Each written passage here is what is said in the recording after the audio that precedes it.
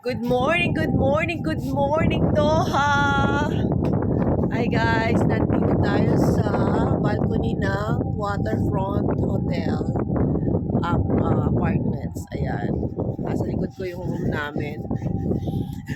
Ang lamig! Grabe!